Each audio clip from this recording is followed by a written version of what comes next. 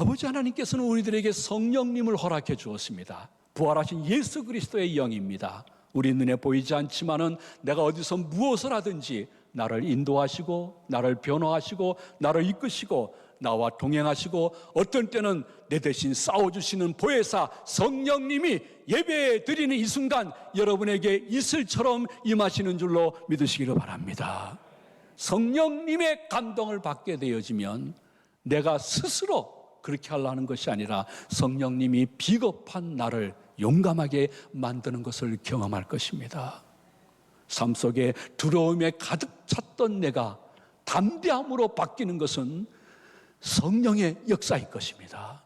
때로는 내가 너무너무 무지한 사람이었는데 대학원을 나온 사람에게 복음을 지혜롭게 전하면서 여러분은 느낄 것입니다. 나는 무식한데 성령님이 저에게 유식하게 만드신 줄로 믿습니다. 어떤 때는 삶의 여정 속에 주저하고 있을 때 결단을 내리게 하시는 분도 누구냐? 성령님이십니다. 그러므로 여러분이 너무너무 자기주도적인, 당신이 뭘 알아요? 가만히 있어요. 가만히 있어. 네가 하는 일이 다 그렇지 뭐 자식 하는 이러한 내 마음과 변하지 않는 잘못된 습관도 성령님은 바뀔 수 있고 말씀을 여러분들에게 바꿀 수 있도록 오늘도 여전히 선포하고 있는데 누가 문제인가? 우리가 문제입니다. 아니, 내가 문제입니다. 성령님과 말씀은 권능과 능력이 있는데 내가 성령님을 모실 마음이 없습니다. 말씀을 삶 속에 적용하고 싶은 생각이 별로 없습니다. 종교적 의식에 참여한 것으로 만족하며 나가게 되었지만 하나님은 내 곁에 없고 성령님의 뜻에 따르고자 하는 열정은 거의 없는 내가 문제인 것입니다. 여러분, 어느 순간에서라도 꼭 습관뿐만이 아니라 삶의 여정 속에 순간순간 이렇게 말씀하십시오. 성령님, 나에게 오소서. 제가 영접합니다. 저의 삶에 동행하시고 저를 바꾸시고 혹은 이 문제를 성령님이 앞서가시며 해결해 주실 줄로 믿습니다. 이러한 믿음조차 없다고 하면 종교인은 될 수 있으나 기독교인은 아닙니다. 하나님의 선포된 말씀은 문자가 아니요, 언어가 아니요, 능력이 있는 하나님의 음성인데 제가 이 말씀 그대로 믿고 행하고 전진하게 싸우니 말씀이 거짓말이 아닌 것을 삶 속에 보여주시고 아버지 하나님 홀로 영광을 받아 주시옵소서. 이렇게 지독하게 그 아내가 인천에 많은 사람이 다 바뀌어도 당신은 안 바뀔 거야 했던 분이 우리 교회 오셔서 성령과 말씀 속에 들어가니까 회사에서 그분이 이러한 말을 들었다고 합니다. 네가 예수 믿고 예수쟁이 다 됐구나. 근데 좋게 변화됐다. 야, 네가 다니는 교회가 어디냐? 그래서 그분의 고백은 나는 주일이 기다려진다는 것입니다. 너무 바삐 회사 생활하기 때문에 정신이 없지만은 주말쯤 되어지면 주일이 기다려진다는 거예요. 이유는 딱 한 가지예요. 아버지 하나님께 영광의 예배도 드리지만은 예배 중 성령님과 말씀이 자기에게 찾아와서 그것이 자신을 인도하는 것을 경험했기 때문에 주일이 기다려지는 은혜, 이것이 제 가족 모든 본당에 있는 성도님이나 영상 예배 드리는 성도님들의 아름다운 영성이 되어지기를 축원해 드립니다. 그러기 위해서 우리가 구체적으로 한 몇 가지만 살펴보고자 하는 것입니다. 생활성화죠. 우리가 교회 안에서는 그리스도를 구주로 고백하지만은 교회 밖에 나가서 사회와 가정에서 생활성화, 바뀔 수 있는 나쁜 습관을 버릴 수 있는 방법은 무엇이 있을까? 여러분, 분노는 조절하는 것이 좋습니다. 사람이 왜 분노를 할까? 선천적인 영향도 있을 것입니다. 혹은 분노하시는 분들의 많은 분들은 성장 과정 속에 오랫동안 나쁜 환경 혹은 감당치 못할 사람에게 반복되는 아픔을 당하기 때문에 내재해 있는 분노가 폭발할 수 있습니다. 그러므로 사람이 분노를 전혀 안 낼 수 없다 할지라도 분노를 조절할 수 있는 능력은 가져야 됩니다. 이것이 삶에 너무너무 유익하기 때문에 잠언 12장 16절에서는 우리들에게 이렇게 지혜의 말씀을 주고 계십니다. 우리 한번 다 같이 봉독합니다. 미련한 자는 당장 분노를 나타내거니와 슬기로운 자는 수욕을 참느니라. 아멘. 여러분, 어떠한 상황이나 사람 때문에 혹은 가족이나 교인 때문에 너무너무 참다가 나중에 분노가 나올 수 있는 가능성이 있을 때, 혹은 내가 분노했을 때 즉시 생각해야 될 것은 이겁니다. 성령과 말씀이 조금이라도 자기에게 내재 있으면 이 생각이 날 겁니다. 예수님, 이럴 때는 어떻게 할까요? 거룩한 질문입니다. 금방 내 언행이 바뀌는 것을 체험하게 될 것입니다. 이거는 일부러 끄집어내면 나한테 너무 유익한 것입니다. 예수님이라면 이때 내 아내에게, 내 자식에게 어떻게 하시겠습니까? 여러분이 이럴 때 예수님은 어떻게 하셨을까? 그것을 쉽게 내놓을 수 없다고 하면 여러분이 존경하고 있는 어떠한 장로님, 내가 진심으로 본받고 싶은 권사님, 그 친부 집사님은 이럴 때 어떻게 했지? 이것은 분노를 조절할 수 있는 아주 좋은 방법인 것입니다. 한 번 더 왜 이래야 되겠는가? 우리 잠언 12장 16절을 확인 봉독하도록 합니다. 미련한 자는 당장 분노를 나타내거니와 슬기로운 자는 수욕을 참느니라. 아멘. 저는 한교에서 참 오래 목회한 몇몇 없는 목사 중에 하나입니다. 오래 목회하면서 별의별 일들이 참 많았습니다. 근데 제 나이 또래의 많은 사람들 혹은 목회자들 가운데 제가 혹시 분노의 표정이 적다고 하면 이유는 딱 한 가지입니다. 하나님의 은혜죠. 제 마음속에 이런 생각이 듭니다. 분노하고 싶을 때 너는, 이것을 꼭 제가 읍절입니다. 건영아, 너는 네가 저분보다 낫니? 너 먼저 봐 하면 넉넉히 분노도 조절되지만은 그분의 이야기와 태도도 이해가 되어지고, 그리고 도리어 격려하고 서로 의견을 나누다가 더 좋은 관계로 발전되어지는 경험을 몇 번씩이나 했습니다. 여러분, 아내이든지 남편이든지 자식이든지 부모이든지 정말 회사에서, 교회에서 야, 이거 감당치 못할 사람이구나, 이놈은 성령님도 감당치 못하겠네 하는 순간에 기억하십시오. 너는, 건영아, 너는 네가 저분보다 낫니?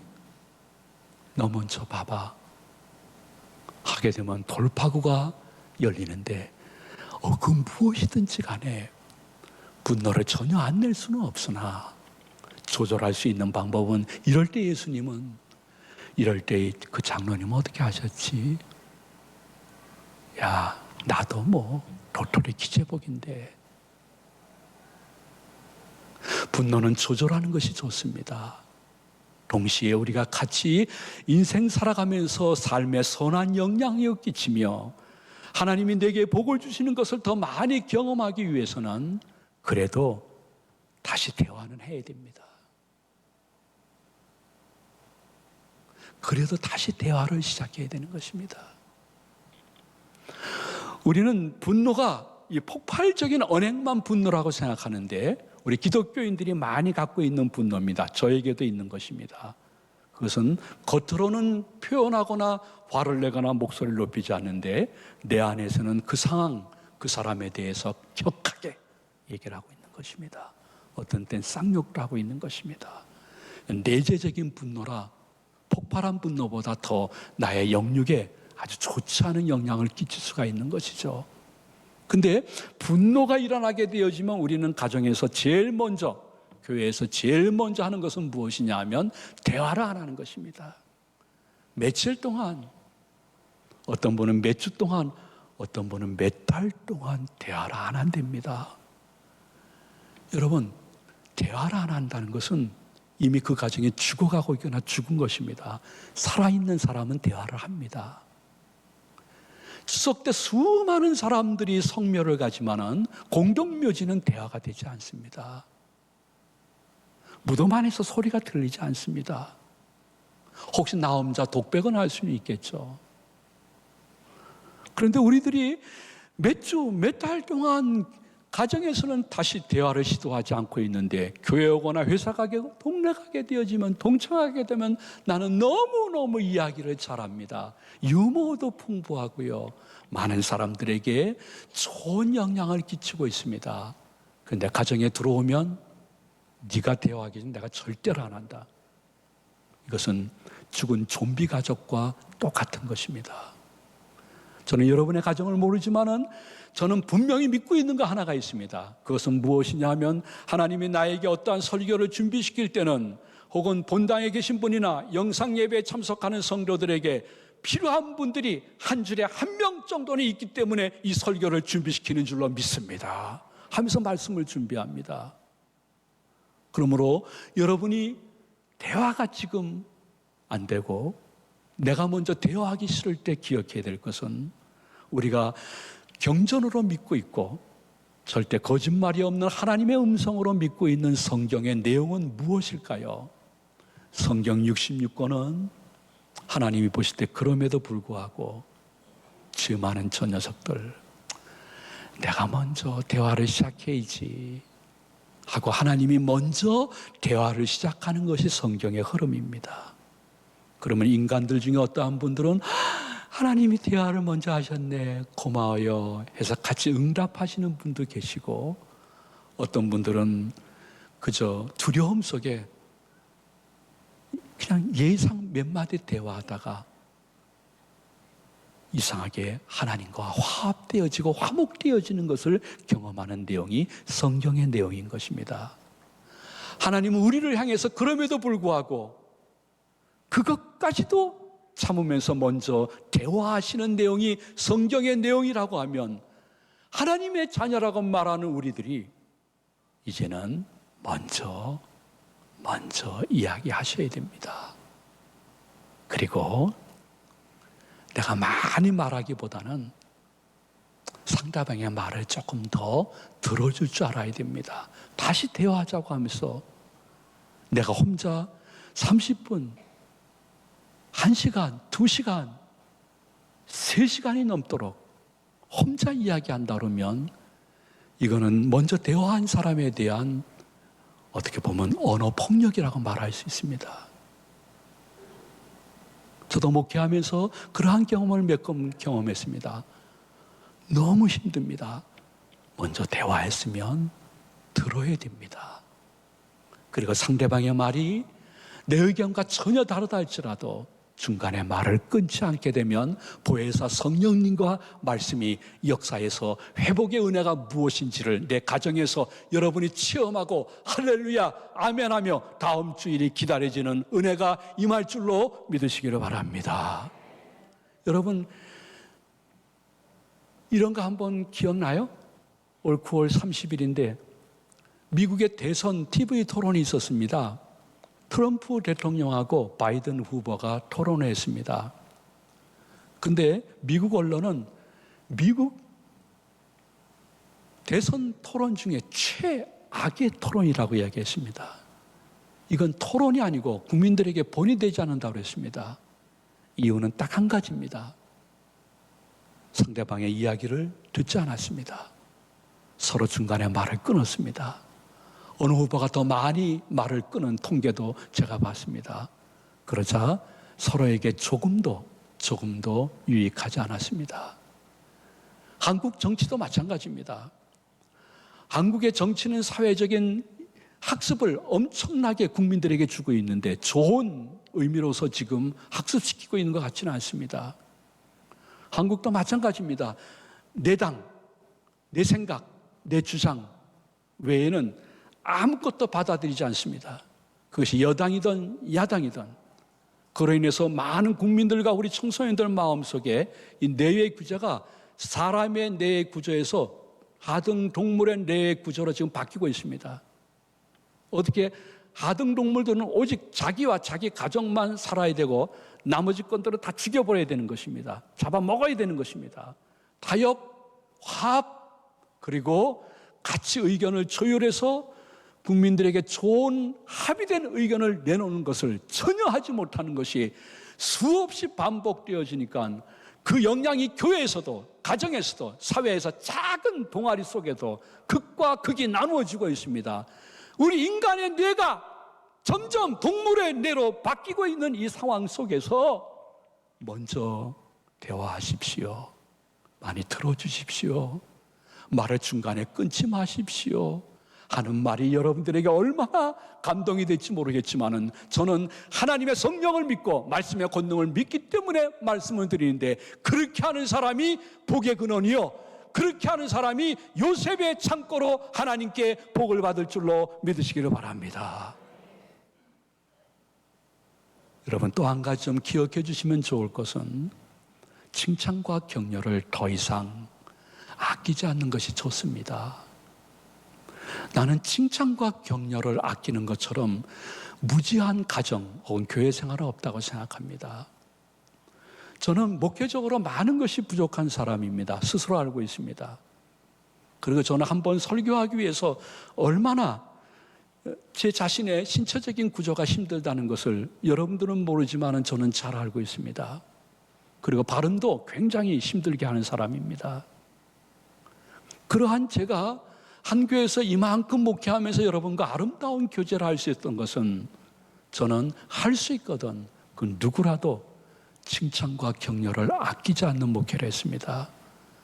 나를 너무 힘들게 하는 사람에게도 조금이라도 칭찬과 격려할 수 있는 거리가 보이게 되어지면 칭찬과 격려를 결코 아끼지 않았습니다.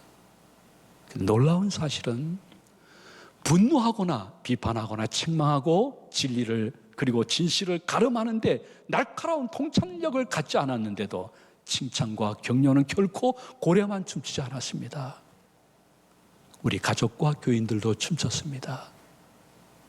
그래서 우리 교회는 이단 사이비가 들어와서 둥지 틀고 그룹을 만들지 못하는 은혜가 지금까지 지속되고 있는 것입니다. 여러분, 한 가지 기억해 주십시오. 칭찬과 격려는 좋은 습관입니다. 특히 여러분의 자녀들과 손주들에게 작은 것이라도 크게 칭찬하고 격려하면 걔네들이 자존심, 자부심이 생기고 할 수 없던 애가 다시 일어나서 하겠다고 하는 모습을 여러분들이 보게 될 것입니다. 칭찬과 격려를 아끼지 않는, 여러분, 이것은 어느 날 갑자기 되어지는 것이 아닙니다. 제일 먼저는 내 마음속에 그래야 되겠다는 생각이 들게 되어지면 성령과 말씀이 여러분들이 그렇게 할 수 있도록 인도해 주시고 그 결과를 볼 수 있는 은혜를 주실 것인데, 이 영향력은, 그래서 우리 가족이, 우리 교회가 하나 되어지면, 같이 잘 모이게 되어지면 세상 사람들도 명성과 칭찬을 우리들에게 할 것이라고 스바냐서 3장 20절에는 이렇게 언약하고 있습니다. 우리 다 같이 봉독합니다. 내가 그때에 너희를 이끌고 그때에 너희를 모을지라. 내가 너희 목전에서 너희의 사로잡힘을 돌이킬 때에 너희에게 천하 만민 가운데서 명성과 칭찬을 얻게 하리라. 여호와의 말이니라. 아멘.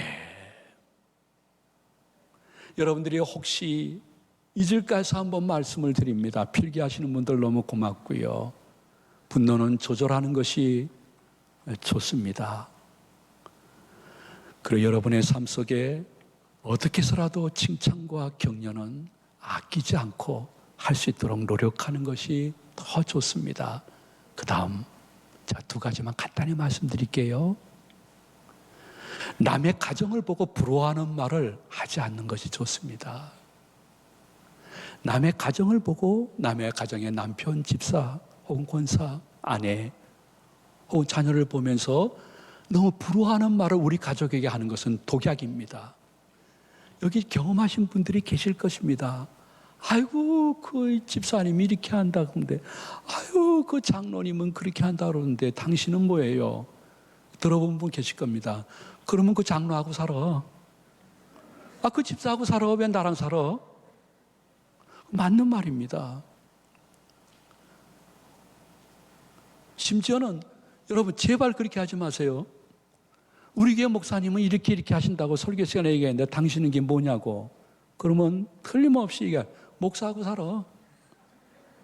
그저 곤란해져요. 하시거든. 여러분, 남의 가정의 좋은 점을 보면서 부러워하는 말을 우리 가족에게 할 필요가 없습니다. 비교는 아주 안 좋은 것입니다.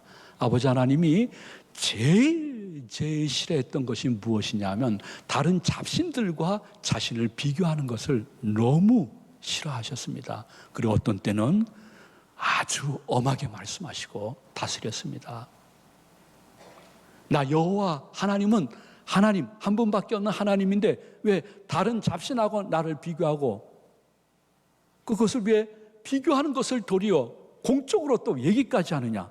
아주 그분이 힘들어하시면서 이사야 46장 5절에 이렇게까지 말씀하셨습니다. 우리 다 같이 봉독합니다. 너희가 나를 누구에게 비기며 누구와 짝하며 누구와 비교하여 서로 같다 하겠느냐. 아멘.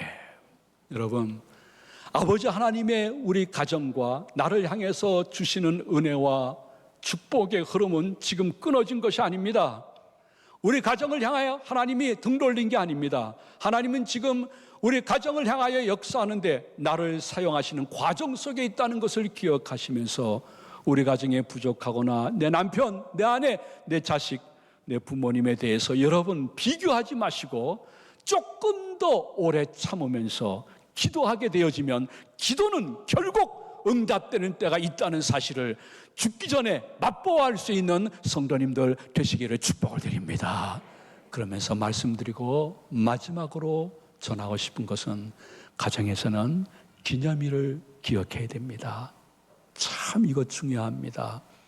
결혼기념일이든 남편의 생일이든 아내의 생일이든 자녀 손주 혹은 집안 어르신의 생일이나 어떠한 특별한 날을 기억하는 것은 가정의 화목과 그리고 지금까지 맛보지 못했던 가정의 정말 행복이 무엇인지를 알 수 있는 아주 좋은 비결인 것입니다. 저는 찢어지게 가난한 전도사 시절 때도 이거 하나만큼은 철저히 지켰습니다. 저는 나이가 좀 오래된 사람이기 때문에 옛날에 아주 가난한 교육 전도사 강로사 때 진짜 찢어지게 가난했습니다. 있는 거 전당포에 다 팔면서 근근히 견뎠지만은 기념일 하나만큼은 철저히 지켰습니다. 그것이 여러 모양으로 부족하지만은 우리 가족이 주 안에서 하나 되어 그래도 여러분들에게 나쁜 영향력을 끼치지 않는 가족이 될 수 있는 은혜 중에 은혜였다고 생각합니다. 심지어 저는 이런 것까지 기념했습니다. 우리 사이가 확진자가 되어서 자가격리 후에 완치를 받고 나왔습니다. 나왔는데 거기서 늘 이렇게 문 밖에 도시락을 놔준대요. 그게 한 3, 4일마다 한 번씩 그 내용이 조금씩 바뀌는데 도시락이 이렇게 매일 세끼 먹으려니까 힘들었던 모양이에요. 5kg가 빠져가지고 나왔어요.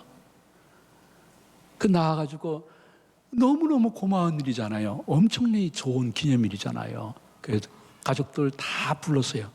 다 와라. 우리 저녁 한 끼 먹자. 하고 케이크를 하나 사가지고 갔어요. 다 모아놓고 우리 사이 앞에 놓고 이거 케이크니까 뭘 노래 불러야 되는데 출소 축하합니다. 이게 좀 그렇게 좀 말이 좀 이상하고 그래가지고 야 우리 아빠 이렇게 회복돼서 나온 거 우리 축하하자 해서 회복 축하합니다. 회복 축하합니다. 하고 노래를 불러줬더니 사이 얼굴에 그렇게 만족한 미소는 정말 오랜만에 본 것 같아요. 그 앞에서 그렇지만 나중에 카톡으로 평생 잊지 못할 순간을 맞이했다고 너무 감사하게 진짜 잘 앞으로 목회도 하지만 가정을 돌보겠다고 그 케이크 얼마 되지 않는 거 그거 회복 축하한다고 기념일을 지키게 되니 그것이 평생 잊지 못할 은혜가 되어지는데 나는 평생 그렇게 안 살았으니까 그렇게 살고 싶지 않아요 하면 그렇게 살지 마세요. 괜찮아요. 예. 근데 어쩌다 한번 어느 순간 생각나면 한 번쯤은 해보시는 것이 좋습니다. 일평생 시각장애로 너무너무 아픈 인생을 살았던 헬렌 켈러라는 여사는 우리에게 이렇게 말씀하고 있습니다. 성도 여러분, 이렇던 지난날의 아픔을 너무 오래 바라보지 마세요. 그러면 이미 열린 문을 바라볼 수 있는 기회를 놓칠 수가 있습니다. 그랬습니다. 여러분이 과거에 어떠한 가정, 지금 현재 어떠한 아픔을 당한다 할지라도 그건 너무 집착하지 마세요.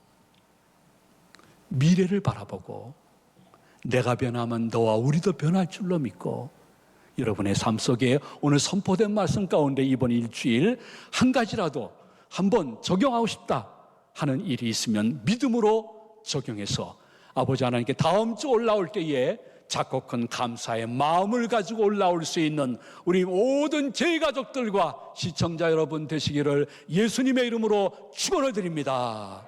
축복합니다.